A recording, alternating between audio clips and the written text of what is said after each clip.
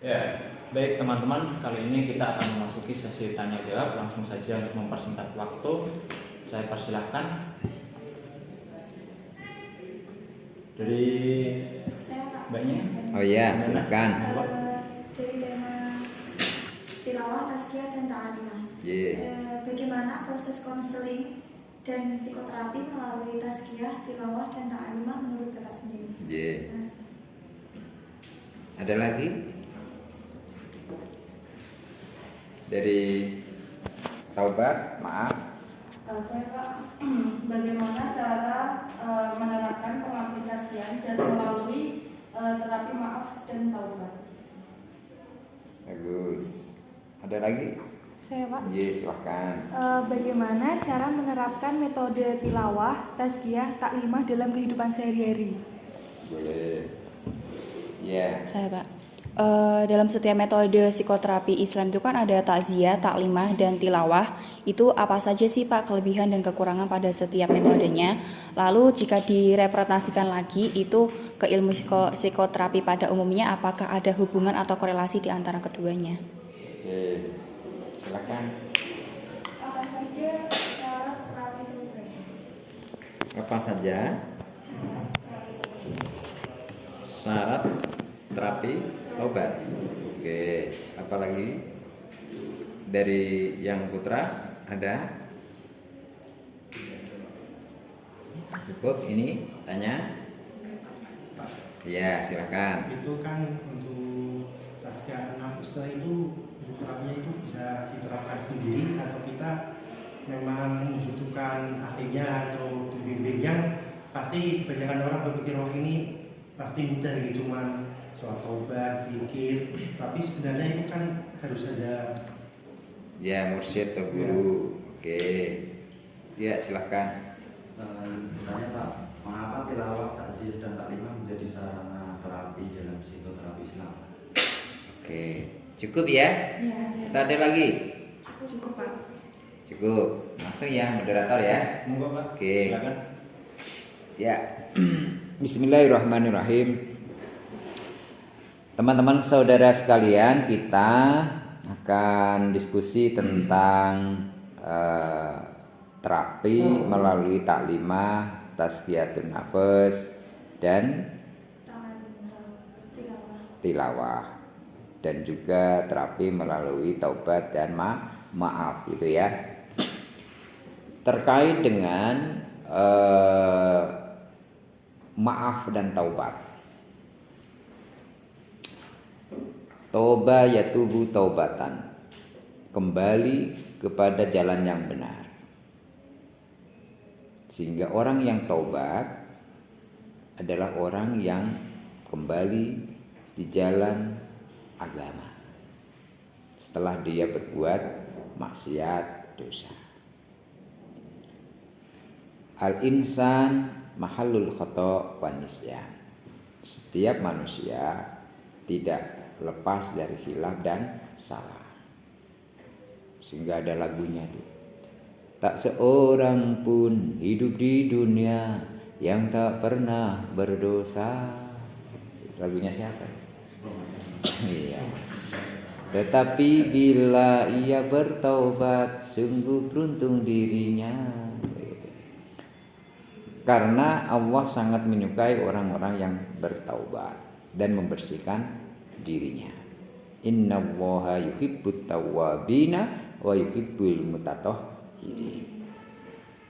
Allah sangat menyukai orang-orang yang kembali kepada jalan Allah dan membersihkan dirinya. Qad aflaha, sungguh beruntung, man tazakka, orang-orang yang membersihkan dirinya. Wa qad khaba man dassaha, dan orang-orang yang justru malah tetap mengotori dirinya. Nah, pada saat bicara tentang taubat, kita ingat maaf. Karena untuk bertobat dia harus meminta ampun, minta maaf. Kalau tobatnya kepada Allah, ya minta ampun kepada Allah. Kalau kepada sesama manusia, tobatnya ya kita harus minta penghalalan terhadap yang kita jahati. Kita bicara tentang forgiveness. dalam psikologi forgiveness. Maaf itu bisa dalam bentuk dua macam, interpersonal dan intrapersonal. Intrapersonal adalah permohonan atau pemberian maaf yang dilakukan sepihak orang yang disakiti. Sampean dibully orang, sampean difitnah orang, tetapi yang membuli memfitnah itu masih kakakmu atau saudaramu. Karena masih kekerabatan, udah maafkan, nggak apa-apa daripada bertengkar saudara.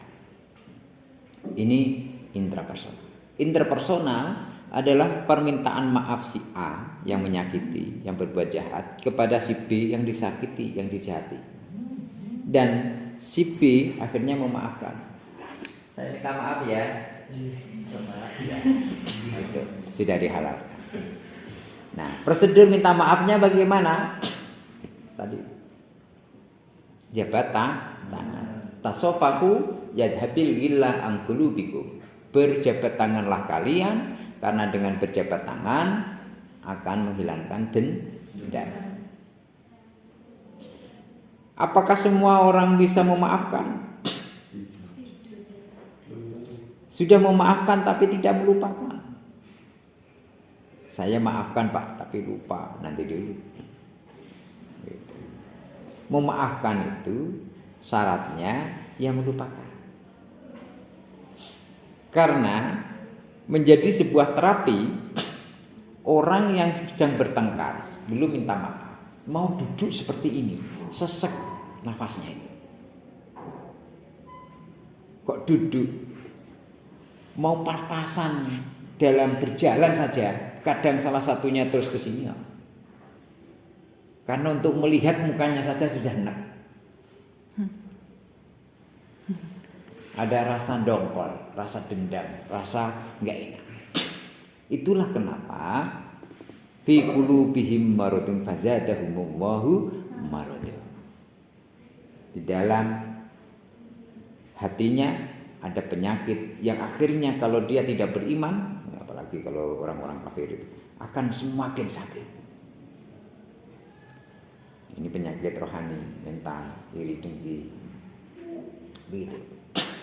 Sehingga salah satu cara melepaskan dari kepenatan, kedongkolan, ketidakbahagiaan itu adalah minta maaf. Kita kan sudah maafkan tadi ya.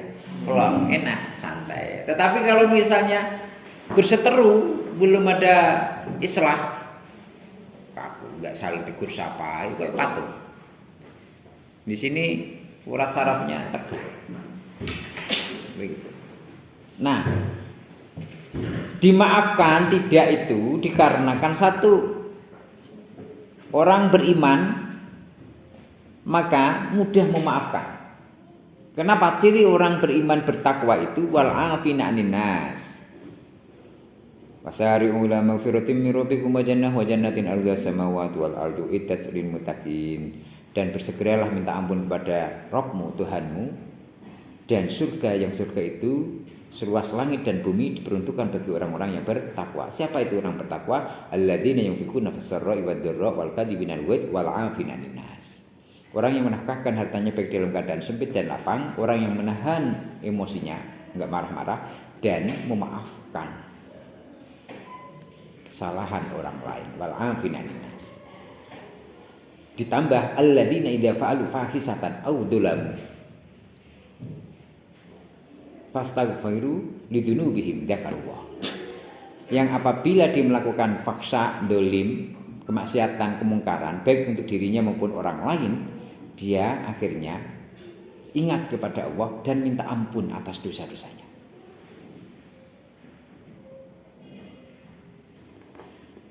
Nah, memaafkan itu satu, kalau dia orang bertakwa, tak maaf. Karena hubungan yang dekat tadi, kekerabatan daripada bertengkar saudara. Yang ketiga, karena dampaknya sangat ringan ataupun sangat berat. Nah, ringan sudah enggak prinsip daripada pertemanan pisah, ya kan? Tapi sampean kan selalu menyakiti saya terus, tak iling-iling. Nah, akhirnya nggak memaafkan atau sulit untuk melupakan karena dampaknya sangat signifikan. Nah, terkait dengan syarat-syarat taubat, pertama harus ada penyesalan. Dengan dia menyesal, dia sadar dia salah, maka dia merasa benci untuk melakukan itu kembali. Kalau sudah benci, maka tidak akan melakukan lagi. Dia iringi dengan kegiatan takwa kepada Allah untuk menebus dirinya. Misalnya berbuat zina, maka dia benci untuk melakukan zina, mendekati saja nggak mau. Terus akhirnya dia bagaimana menebus kesalahannya itu dengan selalu mendekatkan diri pada Allah. Al-hasanatu yudhibnas sayyi'at. Bahwa kebaikan itu bisa menutup, menghapus kejelekan. Ini kaitannya tobat. Prosedurnya coba lihat ujung jari saya. 1, 2, 3. Tundukkan kepala. Semua pejamkan mata. Tarik nafas pelan-pelan lewat hidung, hembuskan lewat mulut. Tarik nafas, Allah, hembuskan nafas, Allah, Allah, Allah, Allah, Allah, Allah.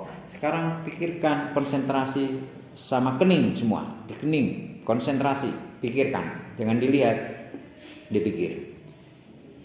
Bagaimana Anda berbuat dulu sebuah kesalahan kepada orang tua, yang orang tua sangat marah. Bagaimana Anda berbuat maksiat baik tangan, mulut, pikiran, kaki dan sebagainya. Anda munculkan semua kesalahan kehilapan itu. Sekarang mintalah maaf untuk diri sendiri. Terima kasih pikiranku yang selama ini saya eksploitir untuk begini-begini yang kurang bermanfaat. Berpikir yang enggak bagus dan sebagainya. Sekarang alihkan untuk berpikir yang lebih baik. Tangan yang digunakan tidak bagus, gunakan nanti untuk yang lebih baik. Anda memforsir tidak adil terhadap badan ini, sekarang minta maaf, gunakan, tata kembali manajemen hidup sampean. 1, 2, 3 buka lagi. Itu Anda bisa latih sebelum tidur 15 menit. Itu baru pada diri sendiri. Bagaimana dengan orang lain? Pak, ini minta maaf terus diulangi lagi. Itu berarti tobat sambel. Pedes neng yo kepengen nyincip lagi. Kan begitu. Apakah diperbolehkan? Boten pareng, enggak boleh ngece. Bukan sudah tak maafkan, kok masih anu lagi? Berarti ngece. Itulah kenapa ada kupat. Sikunya ada 4. Itu representasi dari nafsu amarah, lawamah, sufiyah, mutmainnah. Kalau dia masih nafsunya amarah, lawamah, dia satu sisi mau tobat tapi terjerembab kemaksiatan lagi. Sehingga yang ada adalah banyak di antara kita dia melaksanakan ibadah tapi maksiat jalan terus. Itu karena belum mutmainnah. Kalau mutmainnah sudah tenang, radiyah, mardiyah, dia ridho dan diridhoi karena sudah kamilah, sempurna. Itulah ya ayyatuhan nafsul mutmainnah irji'i ila rabbiki radiyatan mardiyah wadkhuli fi ibadi wadkhuli jannati. Begitu. Nah, sehingga kalau sudah dimaafkan ada lepet. Lepet itu dari silep kang rapat, dari ketang. Lengket, kemudian dimaafkan kan hubungan lengket lagi. Jangan direnggangkan lagi. Ingat, kita sedikit-sedikit dipotong-potong seperti lontong itu. Usia kita habis. Itu ya. Sedangkan untuk yang tadi tilawah, tazkiyatun nafas dan taklimah. Setelah sampai mendengarkan ini taklim. Ya. Internalisasi nilai-nilai lewat pengajian itu hasanah. Bukankah orang-orang yang mendengarkan, mengikuti kajian itu akhirnya dapat pencerahan, dapat hidayah. Yang semula dia tidak berjilbab, akhirnya dia berjilbab. Yang semula tidak berjilbab terus berjilbab itu menjadi baik. Tutur katanya yang tidak terkontrol, tidak santun, sekarang santun, terkontrol. Itu terapi. lewat taklimah. Yang kurang beradab menjadi beradab. Gitu. Sehingga al-adabu fauqal ilmi. Adab itu lebih daripada ilmu, di atas ilmu. Ta'adabu summa ta'allamu. Ajarilah adab dulu. Bagaimana membawa Al-Quran, bagaimana adab membaca Al-Quran. Begitu. Dia membawa Al-Quran tentang terus bacanya di lantai, itu kurang beradab. Gitu. Tazkiyatun nafas. Esensi daripada psikoterapi, apapun itu bentuk psikoterapi, itu harus ada tazkiyatun nafas. Karena yang menentukan keberhasilan tidaknya adalah tazkiyatun nafasnya itu. Semakin dia ada pembersihan hati, pembersihan jiwa, tahalli, tajalli, yang nakal, sifat-sifatnya dibuang, terus dihiasi dengan sifat-sifat yang karimah, yang mahmudah, akhirnya dia menjadi orang yang baik, menjadi sebuah habit. Bisa lewat taklimah, bisa lewat tadi bermujahadah, lewat zikiran, bersolawat. Yang kalau misalnya dapat musibah, dia innalillahi atau astagfirullah, bukan misah-misah. Kan begitu. Karena sudah terbiasa, sudah terinternalisasi dalam dirinya. Nah, begitu juga dengan tilawah. Sekaliber Umar bin Khattab yang memusuhi Islam waktu masih kafir, akhirnya dia setelah mendengarkan tilawah yang dibacakan oleh Rasulullah di Darul Arqam, akhirnya Umar bin Khattab mendapatkan hidayah, terus menjadi wali Allah, kan begitu. Sehingga di momentum kegiatan-kegiatan itu, apalagi pengajian itu kan ada tilawatil Quran. Apalagi kalau sudah tahu artinya, sehingga apabila dibacakan Al-Quran bergetarlah hatinya. Untuk bisa bergetar hatinya itu kayaknya kemujizatan Al-Quran. Kalau baca Qurannya bagus, sesuai dengan tata kafiyah tajwid, terus dilakukan dan juga memahami artinya. Begitu. Ada salah satu penelitian kemarin skripsi itu bagaimana orang-orang ODGJ diterapi melalui pembiasaan tilawatul Quran setiap hari. Begitu. Sehingga di sekolahan-sekolahan kalau tidak menyetel Asmaul Husna ya tilawatul Quran. Paling tidak juz amma. Wong orang mantu saja jam 6 pagi sebelum dangdutan, sebelum itu pasti yang dibaca adalah tilawatul Quran dulu. Kira itu ngalah berkah. Begitu ya. Prosedurnya bagaimana? Ya. Prosedurnya adalah kita petakan dulu. Ini orang dia pasif apa aktif, sadar apa tidak. Anda bisa membedakan neuros dan psikos. Neuros itu gangguan kejiwaan, dia masih bisa membedakan dan seperti lumrah seperti ini. Tetapi yang psikos kan tidak, dia tidak sadar. Nah, orang yang sadar dengan tidak sadar itu cara memberi terapinya kan berbeda. Karena kaitannya dia masih bisa mandiri atau tidak. Bisa yang secara tilawah secara umum seperti ini terus masuk terhujam dalam dirinya, bisa juga dikondisikan seperti teknis ruqyah. Ruqyah itu kan membacakan ayat-ayat Al-Quran juga, di samping juga doa-doa yang lain. Cuma tilawah itu dilakukan. Kalau ruqyah kan cenderung biasa. Gitu.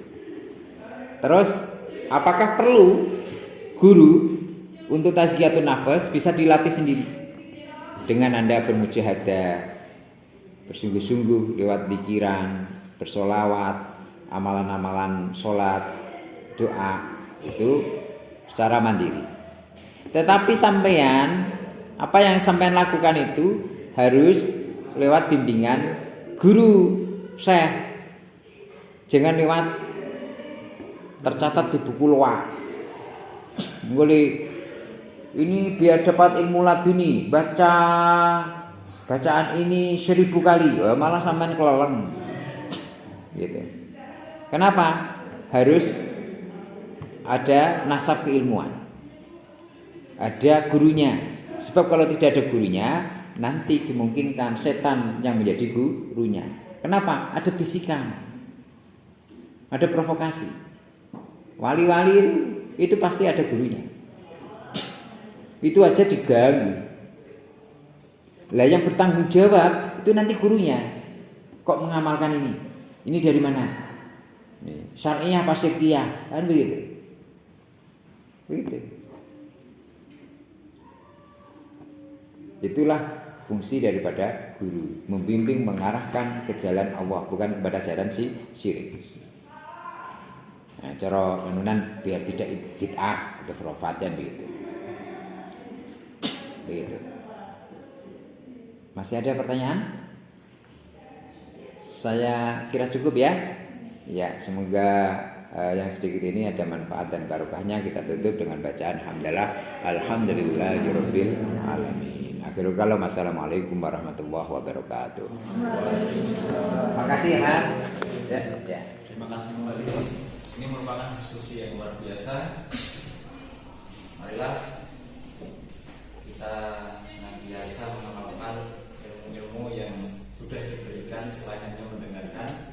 Untuk itu perlu diingat-ingat kembali deh. Dan karena waktu sudah mendekati usai dan kita masih ada acara-acara selanjutnya, marilah kita tutup bersama dengan mengucap alhamdulillah.